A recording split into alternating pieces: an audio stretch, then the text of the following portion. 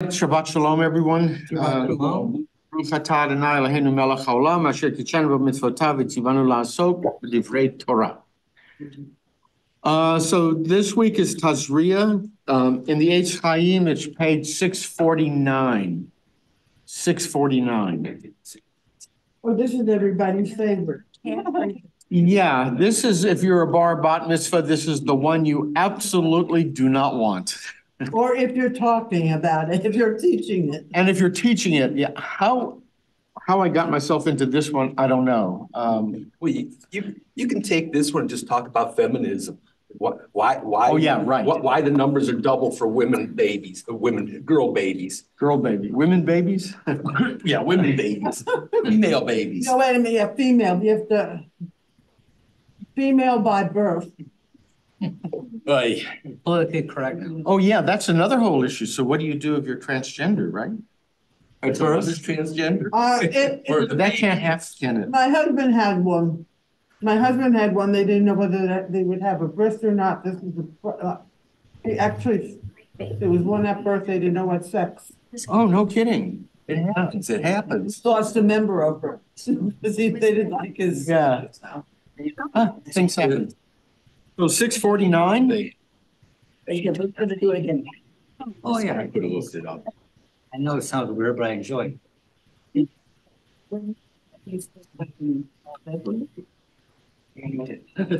So this portion, I have a lot of questions about what's going on, things we can discuss about, and I'm really anxious to hear what other opinions are.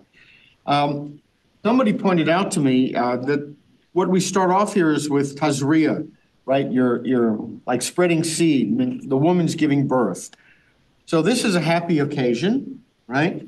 And we move from that to Torah, which is a very similar verb, very similar root, which is, well, we translated leprosy. That's probably not what it was. And then all the rules of ritual impurity and uncleanness and separation from the community and all of that. So that this portion in a kind of way moves from blessing to, not curse exactly, but from good things happening to bad things happening. And there seems to be this kind of movement as we go from the one to the other. You all look skeptical. Okay. I thought I'd share that. Yeah. I mean, it's two sides. I mean, I'm thinking of, the red heifer. Okay. Where one group gets purified and the other group gets impure because of working with it. Right. And so this kind of seems like the same thing to me. The baby is pure and the mother gets impure. Right. But just think of COVID or a lot of other diseases. You are treating somebody, and by virtue of treating them, you get patched. Right.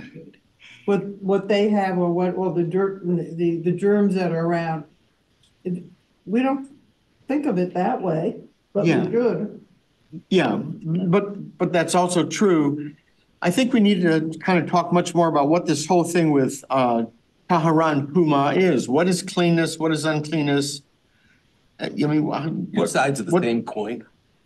in many ways they are. They're inverses of each other. Mm-hmm. But in terms of what? One of the things I thought of doing, except I didn't do it. When you get to the second part of this portion, and we talk about the priest examining these various growths and whatever's happening on your skin, and then the priest makes a decision, right? You're okay, you need to go in quarantine for a week, you need to go in quarantine for another week, whatever happens, right? You need to live outside the camp. And I was thinking, we kind of do the same thing. I stopped in a skin cancer center that's right near where we live and asked for one of those sheets that shows you the different kinds of things. And it tells you, well, this one is okay, this one is bad, this one needs a biopsy, blah, blah, blah. They didn't have any of them. Otherwise, I was going to bring it in and kind of pass it around and you could all enjoy the really gross pictures. Yeah. But the thought occurred to me that that's something similar to what the priest is doing. He's looking at this thing on your skin and he's saying, oh, it's nothing, it's a scab, it's a scar, it's a burn, Or he's saying it's something dangerous and that you have to go into quarantine, right? So why are they doing this? Does anybody have a thought? I mean, why is the priest rather than quote unquote a doctor? That's another question I was going to get to, but you jumped ahead of the line. I'm sorry, I'll wait. But yeah, why is it the priest who's doing this? You have, I don't know if you have exactly physicians, but you have medicine women, you have shamans, you have medical care even in the ancient world, right? With herbs and whatever. Huh? Bloodletting. Bloodletting. I mean, why are you going to the priest for this? They're considered the authority and closest to God. We talk of doctors today. We use that word God. They feel God-like. It's come down to us. You have to have one authority. You can't have everybody saying they know, I'm thinking it's not necessarily a physical ailment, but a spiritual ailment. Well, if you've got therefore, well, I mean, it manifests it so because that's how they could explain it. So that it's more like going to a psychologist or a psychiatrist and finding out what's wrong with you and what you have to correct in your personality. Yeah. I really disagree. I mean, if you have a throwing out an idea. No, I get it. I mean, if I had all of a sudden this thing appear on my skin or some kind of ailment, my knees start to hurt or something like that, I wouldn't go to a psychiatrist, right? I'd go to my primary care physician. Psychosomatic. Well, then let the doctor say there's nothing wrong with you. Go see your shrink. Right. Well, I'm saying go to your shrink right away. Go to the priest. Yeah, go to the priest. But in those times, there was a lot more, maybe not, I'm thinking it's a carryover from other societies who felt that they were much more in tune spiritual, that things happen because of the gods, because of behavior. I mean, even the Torah, if you do certain things, your actions will impact greatly your life. So your actions, lashon hara, doing things of that nature, will impact you in the same way. So why not manifest itself in a physical action? So instead of being a larger action, it becomes a personal. All right, well, let's put, There's one other reason. Oh, Nelson's, okay. Yeah, go ahead. It's the priest who can read. The others couldn't necessarily read, at least maybe not among the Jews, but certainly among other people. I mean, with the blacks and the plantation and all poor people, you had to go to someone who could read, who would have some knowledge. Right. Nelson, did you have something? Yeah. Just quickly, I disagree with Sheila because it was a pre-literate society and people who had knowledge collected it with their hands and their eyes rather than from books. But I wanted to go on to a different point. I've read this and it's persuaded me. The real person you're curing is the society. There are fears of this person. You're going to stop them from I don't know, killing them because they look weird. And maybe also killing your wife who produced a girl. You're gonna stop all that. By the way, funny. that isn't funny. And I have to tell you, I was in Chicago last weekend. We were visiting family, and my oldest daughter's son-in-law has a cousin who became Orthodox. And they had 2 girls, and then she had very bad postpartum, this, that, and the other thing.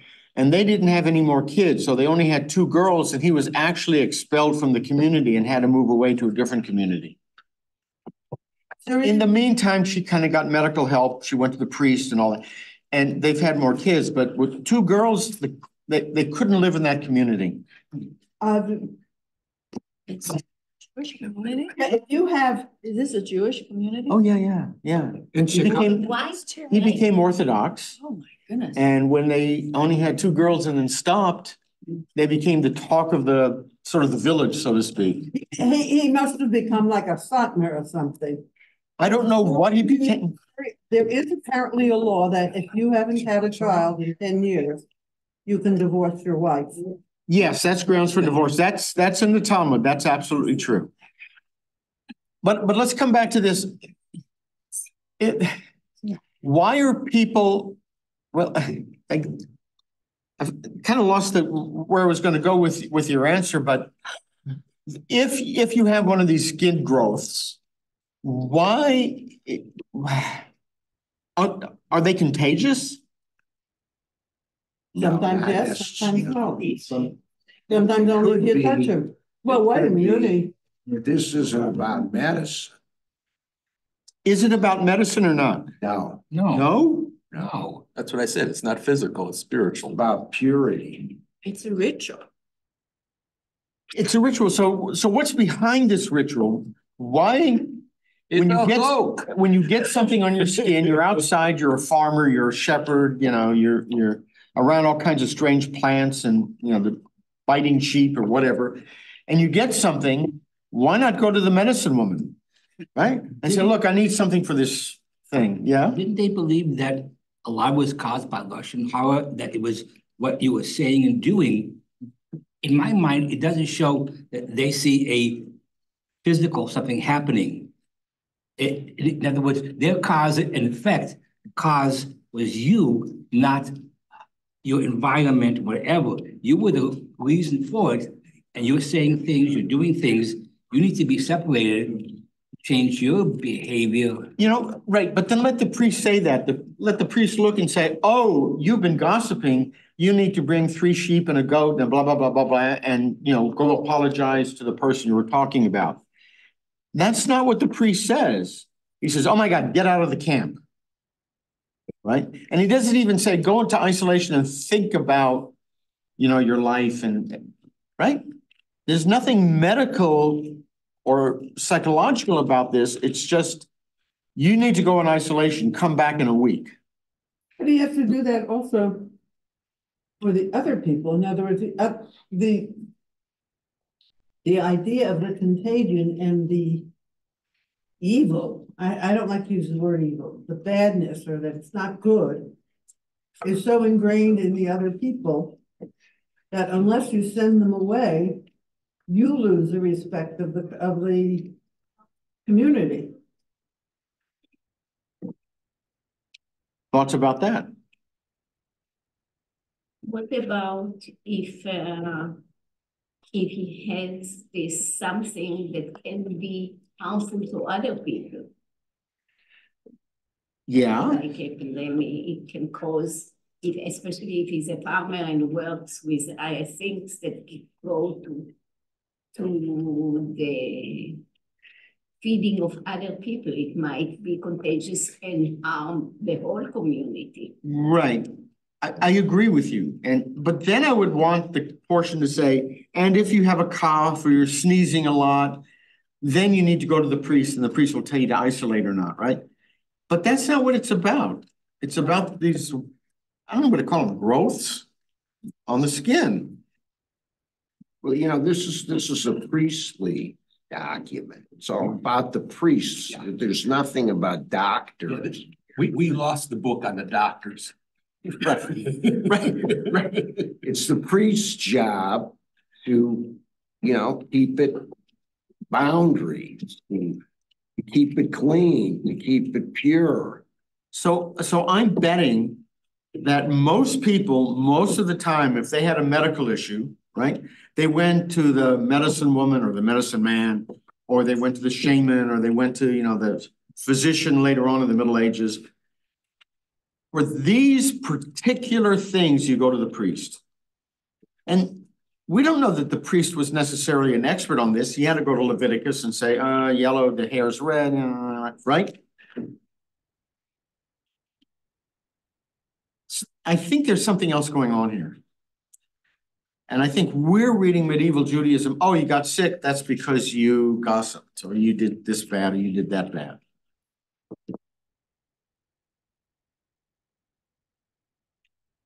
What's your interpretation? So, Here's a good one. so, oh, I just slipped my mind. So no, this is what brought to mind, you know, these charts you get from your dermatologist about what to watch for and whether it's good or not. So, let me go back. So what the priesthood is responsible for is the altar, right? Right. Is the altar in the temple. I think I've said this before in this group, but you know, one of the major source of ritual impurity, tuma, right, is dead animals or blood that's out of place or something like that. What the priest is throwing on the altar is what? Dead animals. How does the dead animal go from being a source of radical uncleanness to a source of salvation? And it does that by going through a very specific ritual of in which the priests are in charge. So the priest's role is to mediate between the community and the holy through the altar, right? What the altar you need to avoid at all costs, if you think about what kind of animals you bring, they have to be pure animals, they can't have blemishes, they can't be dying, they have to be pure animals. If they're dying, they're already no good for the altar. So the altar separates death from life, and the priest is the mediating official. With that thought in mind, let's come back to this portion. And you come to the priest with this thing on your arm. Why to the priest, and what's the priest determining? And again, you can think of the skin cancer thing. Yeah, well, okay, it's about death. It's about death. About death. It's about mortality. You know, that, we're, the context is, like you said, the sanctuary, the Mishkan, the temple, whatever it is, God's presence is there. And, death is a contaminant, right, essentially. Yeah, I agree that it's the priest is the mediator between death and life, because, like, for example, anything having to do with semen, menstrual blood, flow from a sexual organ, this is something that could, create life. The Torah scrolls itself, right? That could create life. So this could give you ritual impurity. So I don't know if impurity is exactly the right word. I think the idea is how do we help to fill ourselves more with life. And so God is putting these fences around things like the blood of the sacrifice or the dead animals, and it's why the priest can't come into the cemetery. So it's between death and life. So the priests are kind of in between, a little bit like the angels are kind of in between death and life. So they have a place where they're supposed to live, how they're supposed to have their families, here they're supposed to eat. They're kind of separated from life a little bit. You have to be immersed. Here's the mikvah. Here's the flowing waters. So it's helping for us to create some meaning and to deal with the unknown. And the holy is that what's scary. So if God gives us these answers, even without the temple, how are we meeting in between? Okay, so to some degree, we set the rabbi a little bit apart, but saying all that, then why for these things do you go to a priest, right? And you're not a priest. You're not going to go to the temple. You're not going to offer an offering. You have this thing. Why go to Dafka the priest? I mean, that's what our Torah portion's about. And then giving the priest really kind of detailed instructions about what to look for and what color it is and what color the hair is, and is it below the skin, is it above the skin, is it growing, is it not growing? Why? So again, why the priest? And if you have a cough, you don't go to the priest. Because this is contagious. Is it? The skin is more likely to be contagious and spread. They just didn't spread. And therefore other people would be affected. It's more contagious than a cough? Maybe they didn't consider it that way. Because? Everybody had a cough, but not everybody. You're right. You know, it's probably because the other civilizations around them did it this way. Oh, I'm sure they got this from surrounding civilizations. They didn't make this up whole cloth all of a sudden. But there's something priestly about what's going on in your skin that's not true for all kinds of other diseases. And my question is, what? You look different when you have this. Well, you do look different. You might look different, right? Yeah, because if you have a cough, we don't know about it until we see you. This time, it makes somebody repulsive looking. Yeah. In things. And it's interesting because we've made a much bigger deal about, for example, ticks, which do have eruptions on the skin. You can tell sometimes by the skin. We're making a big deal about skin these days because it's visible. Right. And the others, a cough may not be, some other injuries or sick illnesses are not visible to others, to the community. Yeah. I'm thinking also, supposedly a priest is trustworthy. Okay, he's the authority, he's closer to God, perhaps. But he's a priest. Okay, he's a priest, he does all this. Reportedly. So I'm thinking that if you have this, you would trust him more with it, because if the punishment is being ostracized, if you have a cough or everything else, okay, you're still within the community. But if you have this, okay, and you're being ostracized, I'm not gonna go to somebody who had a fight with my cousin last week, and he's gonna say, okay, you've got it because he doesn't like me, because he had some issue with me or a relative. Where a priest maybe, hopefully, would be more honest in saying this is or this isn't. Yeah, well, this is remember, this is the book of Leviticus. Right. Torah Kohanim. Right. Right? That's the wisdom of the priests. Right? Okay. Right. And so they're in charge. I mean, we have prophets and we have priests and we have kings, and this is the role of the priests to keep it going, to have boundaries between life and death. I think the more instructive is a part of this parsha is chapter 12 with childbirth. Right. Why the woman has to be, for the birth of a female has to be for 40 days, right? Has to be the blood is impure or she's impure for 40 days. And for a male, for a male, it's 40 days. And for a female, it's 80 days. Let's go back to that in just a second, but I want to finish my thought here. I'll tell you what my interpretation of this. Maybe he's concerned about people who come to witness the sacrifice that he's about to do. Maybe he wants to make sure that everyone who's coming is pure.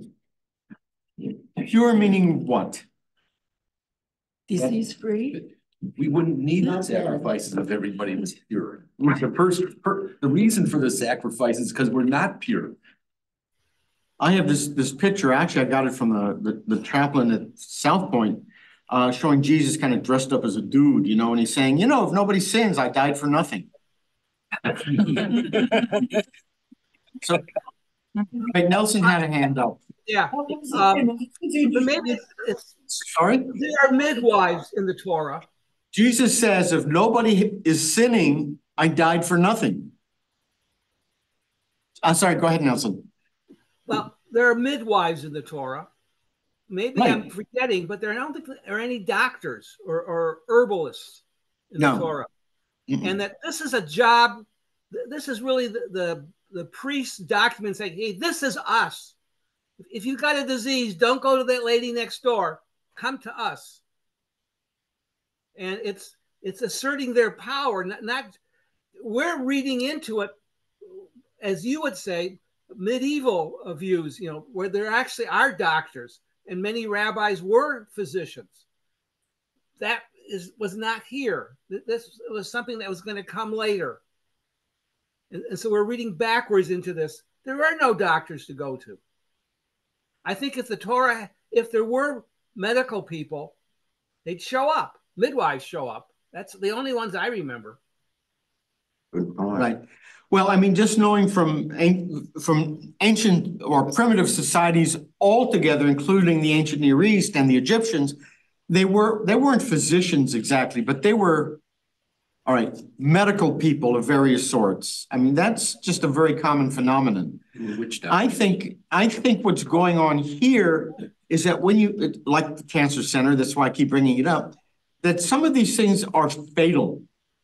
When you have something like that, it's a matter of life and death. And when it gets to that, all of a sudden you're in the priest's domain. Not a cough, not a sneeze, not you got hay fever, you've got a rash. All right. If you've got something that could grow into your dying, then the priest is the one who says, you're pure, you're okay. Oh no, you got to isolate. This is, you are showing the signs of death. And it seems to me that would be the criterion by which, how the priests all of a sudden get involved. Because otherwise you go and you get the herb or you take a couple aspirin, whatever you did in ancient times, and that was it. So I think this, because it's Tara and Tuma, cleanness and uncleanness, or purity and impurity, whatever, however you translate it, these are very priestly stati. And so I think the skin thing is, oh, this may be the beginning of your death. And then this is really a priestly thing. Stay away from the altar, stay away from the temple, stay away from me, right? You need to be isolated because you are, what do I want to say, a walking dead man, right? And I mean, I think this is also an issue with blood. It's an issue with carcasses and so forth. These are death, and you need to separate them as much as you can from the altar, the priesthood, from what's Kodesh, what's Kadosh. But I know this is off your topic a bit, but one of the things I heard this week was that, if you come across a dead animal, you become impure.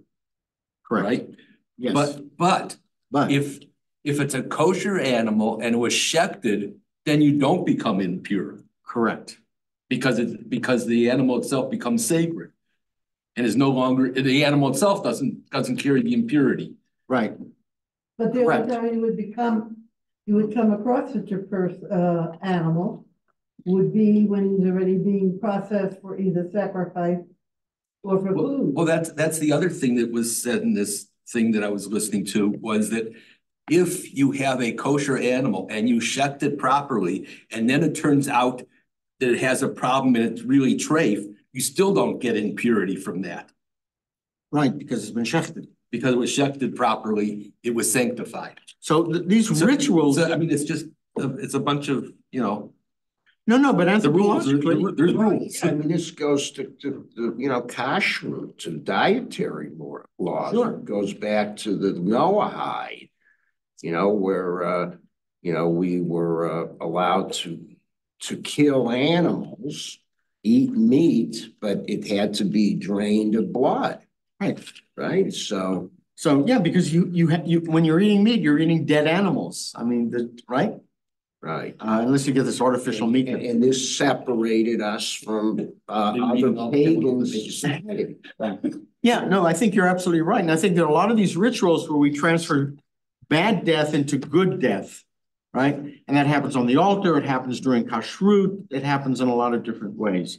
And I think that's kind of what's going on here, even though it never quite says so, right?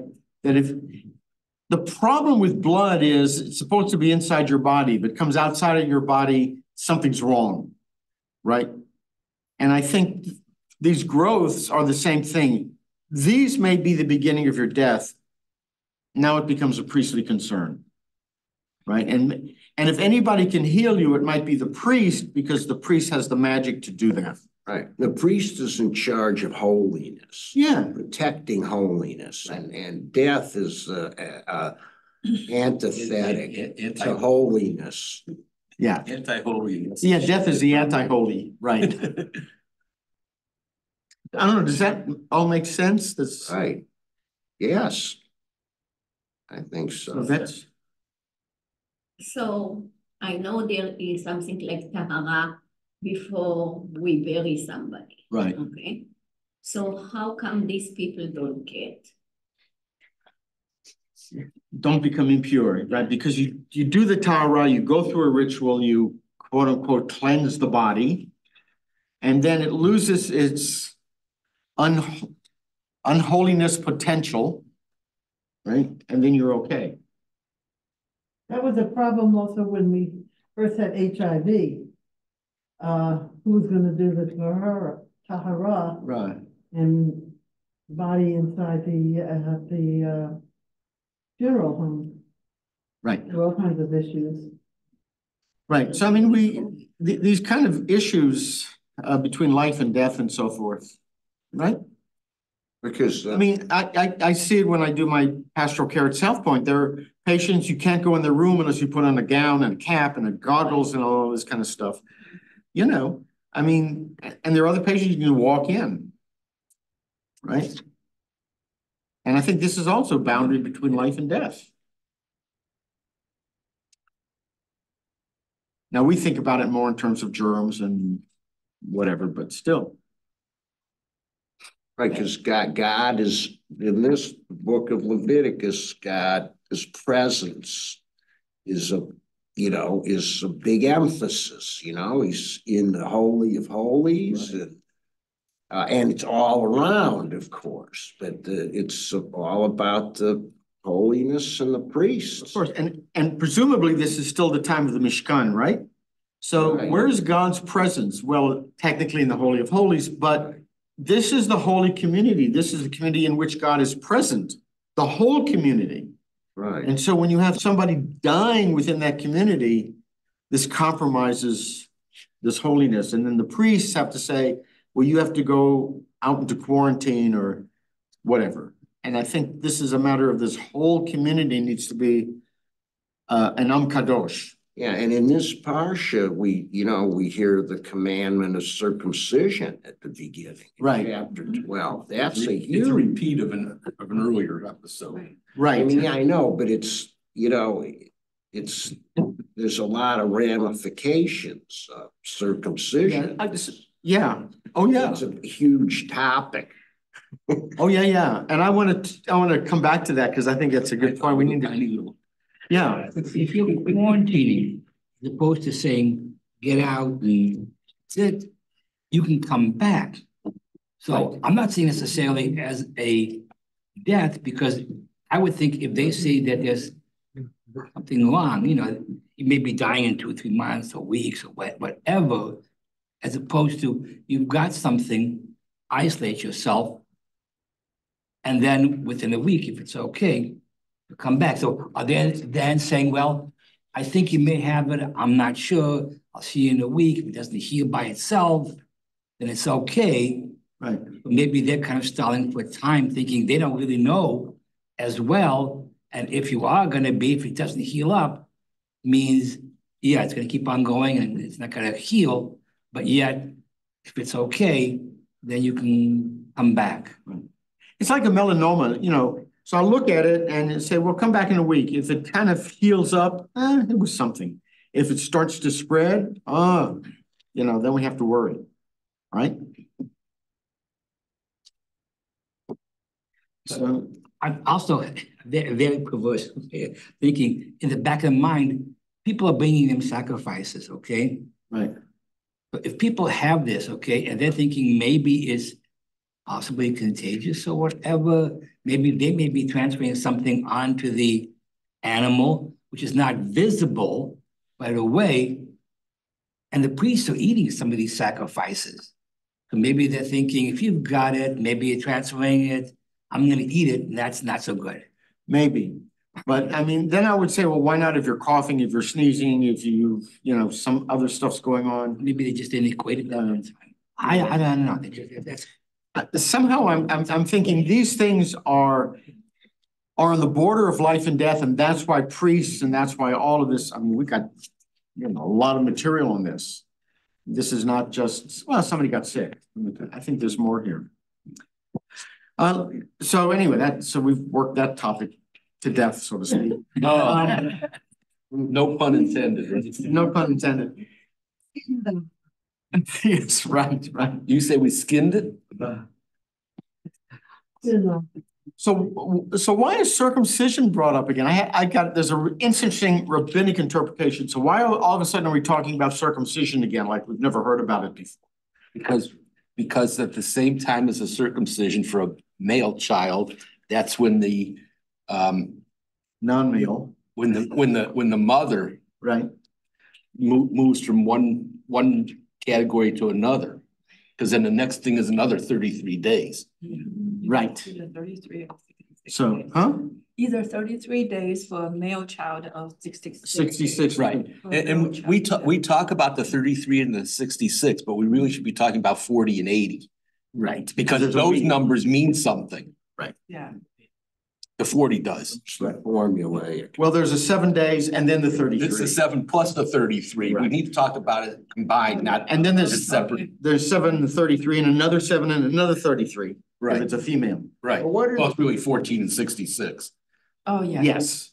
But when you talk, the topic of circumcision goes to, male sexuality and the problems, potential problems with Okay. male sexuality in terms of violence and abuse and, sexual desire, which creates, a lot of crime and so on. And the whole book of Genesis, of course, is about sexuality, the Right.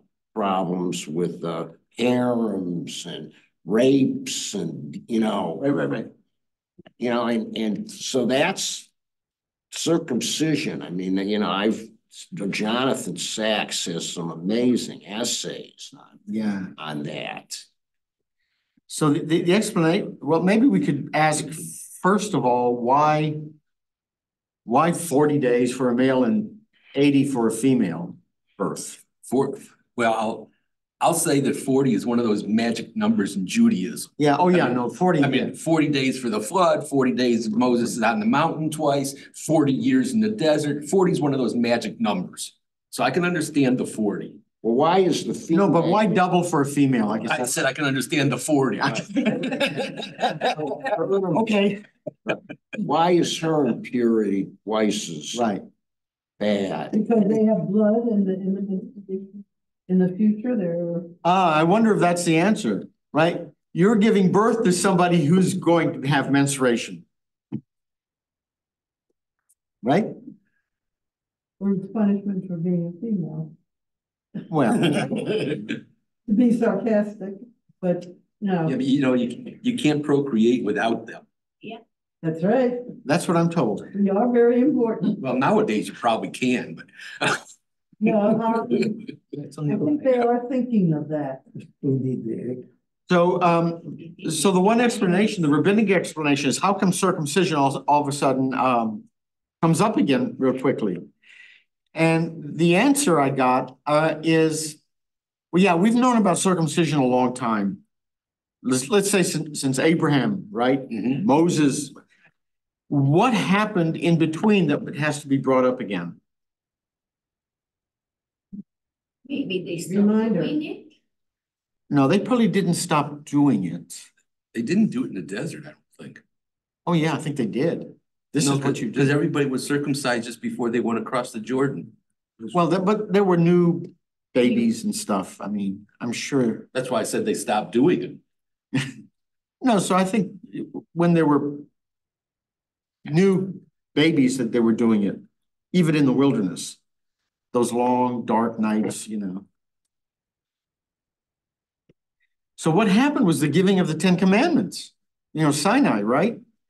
And one of the commandments is observe the Sabbath and keep it holy. Do no work at all, meaning you don't do even circumcisions. So this portion comes in to say, no, no, if it's the 8th day of birth, that overrides the Sabbath. Mhm. Any other day, no, the Sabbath is holy. But we have an exception here. If the circumcision is on the 8th day, then it's on the 8th day, period, even if it's Shabbat.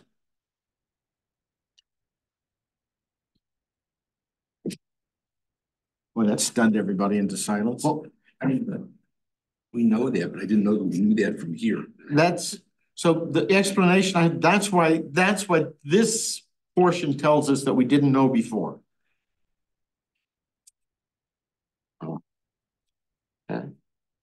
That's an easy answer. Yeah, that's too easy. Too easy? That's too easy. That also means that the baby was born on Shabbat. That's right. Correct. Right.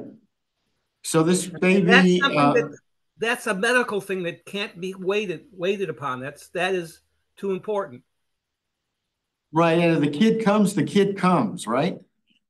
I mean, There's some people who try to push it. right. Literally? No. We gave her on Yom Kippur. She was a survivor. She was 40 years old, pregnant. You know, she lost her baby in the Holocaust, and she didn't want to go to shul on Yom Kippur and waited till the end. And fortunately, everything worked out all right, but that was pushing it. You mean delaying it, or? She was delaying the delivery of the baby. She did not go off to the hospital until after Yom Kippur ended. Wow. Yeah, but She thought she was crazy, but you know. Yeah. But other than, the sign of Jewish spirituality in the flesh, Yeah. okay, as a sign of identity, this idea that somehow circumcision symbolically is supposed to be an attenuation of male sexuality. Can you talk about that? Yeah, I'm not sure exactly what to say about that. And I'm drawing on my anthropology training from way back like 50 years ago. But one of the issues, and it's certainly an issue in Tanakh, is bodily fluids which come out when they kind of shouldn't. And that's the issue with blood, right? Blood is the life. If blood all of a sudden starts spurting out, something's wrong. Right. And that semen may be a similar kind of situation, that it shouldn't be coming out, but when it does, this is an issue. Right. And it has to be done in a certain ritual kind of way. If you spill your seed, that has all sorts of negative connotations and so forth. And it may go back to that the female is going to have menstruation at some point. She's going to grow and become a woman. And the male is going to grow up at some point and become, how do I say this politely? I don't know, an emitter of seed. And right. And so you need to deal with those ritually. Yeah, but I mean, I'm talking about like a contrast between, Judaism, the Israelites, and the Egyptians. And the Well, the Egyptians had, where they had harems, okay, where one male, alpha male, could dominate and monopolize the women in his culture, and basically. I mean, in Judaism wanted to go the opposite way. right. So what is the connection between circumcision and avoiding that kind of, violence and inequity and injustice? And this brings me to another anecdote, but the other issue in Judaism is you can't have more than kind of two wives. I mean, you can have up to two wives. We have two wives, two concubines or something like that, but you can't have an infinite number of wives. And that's one way of limiting that. Right. Where, let's say so my story is about the Ottoman Sultan, especially in the 16th century when they had these huge harems. So he would have sexual relations with each one of the women in the harems, and he'd have a lot of firstborn sons, right? And this became a real political issue in the harem because every mom knew that if her son didn't become the sultan, whoever became the sultan would kill all the other firstborns, right? So every mom wanted her son to be the next sultan, so he would survive, even though he would kill all the others. And so it became a political mess. Right, and wherever you saw, marriage, multiple polygamous situations, Sarah, and Hagar, and Rachel, and Leah, there was a lot of terrible tension and conflict. Right, because only one of them could be the firstborn. Right. And one of the this is not new, but for the Tanakh, it's almost always the younger son who predominates. I mean, that's really an amazing phenomenon, and it happens again and again and again. It didn't happen once by mistake. It's a theme, right? I'm thinking about where did it not happen? Right. And when Abraham goes out, twice, Avimelech and the king of Egypt, he has to pretend his wife is his sister, right? Yeah. And the same thing happens with Isaac. These are all messages that somehow are being addressed, and circumcision supposedly plays a big role. Yeah. In dealing with that kind of situation. Right. And the rape of Dinah. It may be a way of saying, all right, this male is ours. And that then creates a clear line of, what we call it, genealogy of descent. Because in Tanakh and Leviticus, keeping family lines straight is really, really important. Now, part of that is because to be a priest, right, you have to come from a priestly, your father has to be a priest and his father has to be, and if there's any mix up in the lineage, you may not be a priest, and therefore everything you do is not kosher, and therefore when you offer a sacrifice, you're polluting the altar. So we have to make sure the priests are really, really, really priests. And so genealogy becomes, same for Levites. So genealogy becomes really, really important, and it may go back to that. This is our son. He's part of this lineage of this tribe, and that's how we keep track of who's who. Does that, I don't know, does that answer the question? I don't. This is a very priestly document, the Torah. I don't know. I think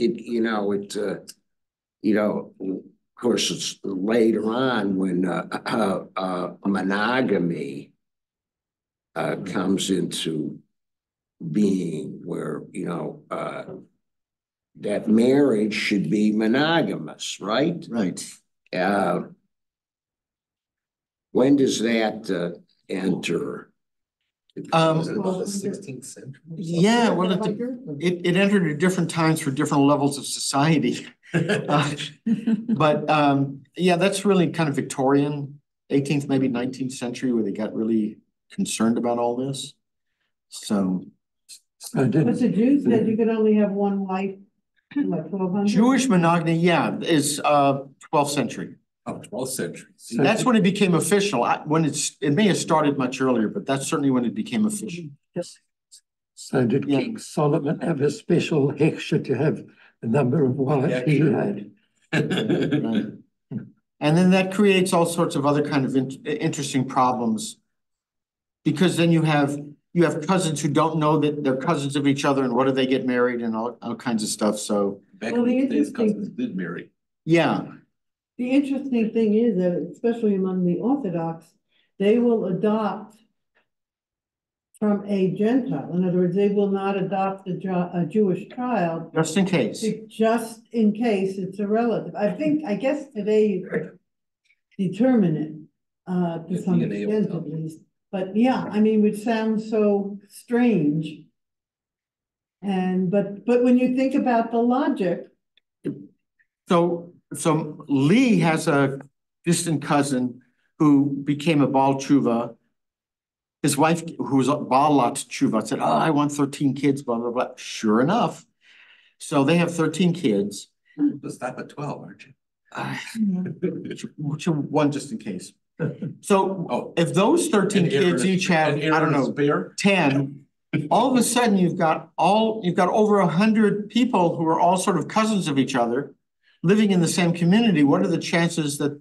Because certain cousins can get married and they prefer it, especially among the Hasidim, Right. because they know the back, when you read the novel even. Right. They make Which families? They know each other. Right. They know the mitzvot, that they're clean. So that's why I think the circumcision, besides being borrowed from other people, I mean, the Egyptians were doing it. Muslims, by and large, do it, not always at age 8. No, I think they do it at age 13. At age 13. I remember seeing a video once of a At 13? bar mitzvah. Because Ishmael was 13. Yeah. Oh, those poor kids. Yeah, so there's a great, ceremony. This is among Turkish Muslims. And the kid's 13 years old and he's in this party and having a great time. And the narrator said, he is celebrating that he will never have to be circumcised again. I'm reminded of a story of a famous composer and a famous pianist, both of whom had been married many times before and divorced. And they got married. And the joke was, when they had children, he would come running into her, Teresa, come quickly, because your children and my children are fighting with our children. Yeah, I can see that. Oh, goodness. So anyway, I think this portion, for all of its gritty detail about skin diseases and about this whole issue of male child, female child, what do you do, has a lot to do with the priest's concern that they be really properly priests, because otherwise the whole mechanism of the altar stops working. Mm-hmm. And instead of throwing on sacrifices, you're throwing on treif. And that could be bad.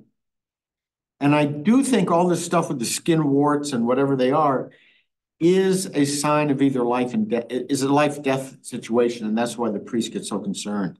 And they want to see if it heals or if it grows, because if it grows, you're done for, right? So I have a question. They say that, so we know about the skin. What about how can it pass to the clothes? Because later on it speaks about. Yeah, that's what makes it spiritual. Clothing and walls. Yeah, clothing and also what do you plaster on the walls? Yeah. Right. So I don't know. There's all kinds of ways of thinking about that. Like if maybe that means it's contagious. Your clothes get infected and they start getting fungus. No, it's not leprosy. It's not leprosy, but whatever it is. It can spread to all sorts of things, and therefore you better get outside the camp. You are dead to us, figuratively, but also literally. But yeah. Right, the symbolism of Miriam, when she complains about her brother Moses, she gets the complete whiteness, and Moses also at the beginning right? God says, put your hand in your pocket, and it comes out white. What was that all about? Right. Well, they're very. That's where the Lashon Hora thing comes. All kinds of things, yeah. So anyway, my sense is this is part of the whole priestly concern that we got to keep our priestly clan correct, or the whole system starts to collapse. Right. And we stop being a holy people, we just become a people. Right. So that's what I came up with. Keeps it going, the routine, the cycle. Any last thoughts? So what's the meaning of the Kohen in the contemporary time? So in the contemporary time, I think we're living in a time, according to the more rabbinic interpretations, that we're living in the time between the second and the third temple. The third temple will come back when it comes back, whatever that is. In the meantime, what do? Well, we have the rabbinic tradition is how we become, I like the name of the new Reformed prayer book, Mishkan Tefillah. We have a Mishkan, but it's a Mishkan of prayer. I thought that was a clever way of doing it. Right. So we're still having the Shabbat sacrifice, except it's a meal, right? We have the flame, we have the wine, we have the bread, we have the meat, right? We say blessings. So we're doing the temple symbolically until it comes back. Well, when it comes back, then we need a priesthood. So we got to keep the priests around, and we got to know who they are, because someday they may step back into the biblical role. But until then, they're like a priesthood in waiting. They are. Yeah. So, all right. Well, Shabbat Shalom.